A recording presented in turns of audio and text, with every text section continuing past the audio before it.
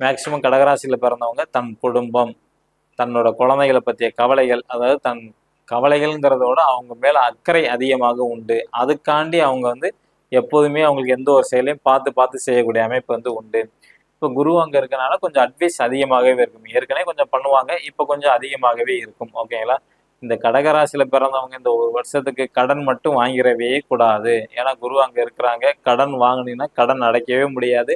முடிஞ்ச அளவுக்கு உங்கள் லைஃப்ல இந்த ஒரு வருஷம் 2027 மே மாதம் முடிகிற வரைக்கும் இருக்கிறத வச்சு அப்படியே கொஞ்சம் ரன் பண்ணிக்கிட்டே வாங்க.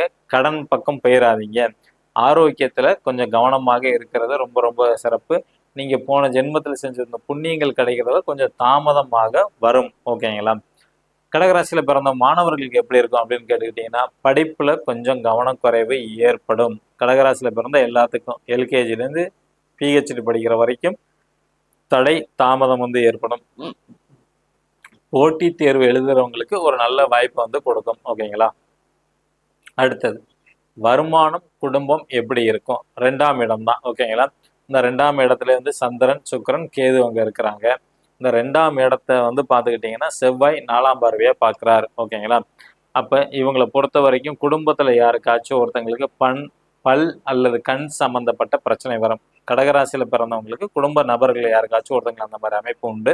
வருமானம் நல்லா வந்துக்கிட்டே தான் இருக்கும். அவங்கள பொறுத்த வரைக்கும் வருமானத்தில் வந்து தடை கொஞ்சம் தான் வரும். ஏன்னா கேது இருக்கிறனால தடை உண்டு அந்த 1.5 வருஷமாக. இருந்தாலும் வந்து பணம் வர குறையாது. அதே மாதிரி இவங்க வந்து புதுசாக டிவி வாங்குவாங்க. கடகராசியில் பிறந்தவங்களுக்கு இந்த ஆடி மாதத்தில் ஆஃபரில் வாங்கக்கூடிய அமைப்பு வந்து உண்டு. புதிய நட்புகள் உருவாகும். உஷ்ணம் சம்பந்தப்பட்ட பிரச்சனைகள் வரதுக்கான வாய்ப்புகள் அதிகம் இருக்குது. அதில் மட்டும் கொஞ்சம் கவனமாக இருக்க வேண்டும்.